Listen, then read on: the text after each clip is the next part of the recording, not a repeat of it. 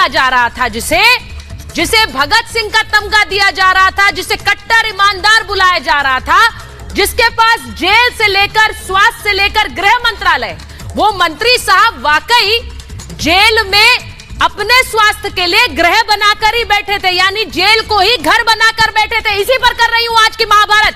ये कैसी फिजियोथेरेपी और ये फिजियोथेरेपिस्ट, आखिर इसका क्या काम जेल में, इसी पर महाभारत। मसाज कथा में नया ट्विस्ट, थेरेपिस्ट निकला रेपिस्ट, पकड़ी गई चोरी, झूठ निकली थेरेपी की थ्योरी। केजरीवाल के मंत्री जेल में राजा की तरह रह रहे थे। वो आराम फरमाते हुए टीवी देखते थे, मिनरल वाटर पी रहे थे, लेकिन जेल में मंत्री जी की मौज पर एक और बड़ा खुलासा हुआ तो घमासान और बड़ा हो गया। तस्वीरों में जो शख्स मंत्री जी की मालिश करता नजर आ रहा है वो रेप का आरोपी है।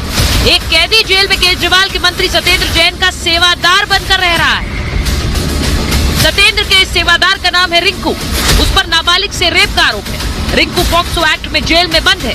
उसके खिलाफ धारा 376, 56 और 59 के तहत केस दर्ज है। जेल में मसाज मामले में रेपिस्ट का नाम आया तो बीजेपी ने आम आदमी पार्टी पर हमलों के नए तीर चला दिए। सत्येंद्र जैन के साथ दिल्ली के सीएम और डिप्टी सीएम पर भी सवाल खड़े कर दिए।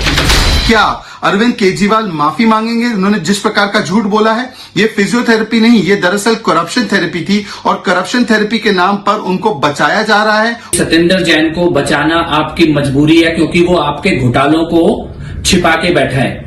जिस दिन सत्येंद्र जैन ने मुंह खोल दिया उस दिन आप भी तिहाड़ में मालिश करवा रहे होगे।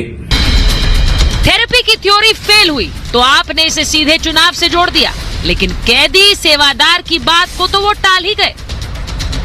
मसला ये नहीं है कि ट्रीटमेंट सत्येंद्र जैन को मिल रहा है, मसला ये है कि 4 तारीख को भाजपा का दिल्ली में ट्रीटमेंट करने जा रही है दिल्ली की जनता, इसलिए परेशानी है।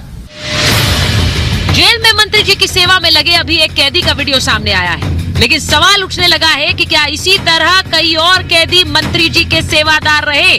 क्या यहाँ पर भी पैसों की उगाही हो रही थी? सुकेश चंद्रशेखर पहले ही ये कह चुके हैं कि पैसों के एवज में जेल में सुविधाएं दी जा रही थी। क्या चुनी हुई सरकार और उसके मंत्री जेल में नियमों की धज्जियां उड़ा रहे? जेल में नगर निगम चुनाव से पहले आपका कैश फॉर टिकट का कांड सामने आ चुका है। क्या मंत्री जी का मसाज पार्लर अब गुजरात और एमसीडी चुनाव में सबसे बड़ा झटका देने वाला है?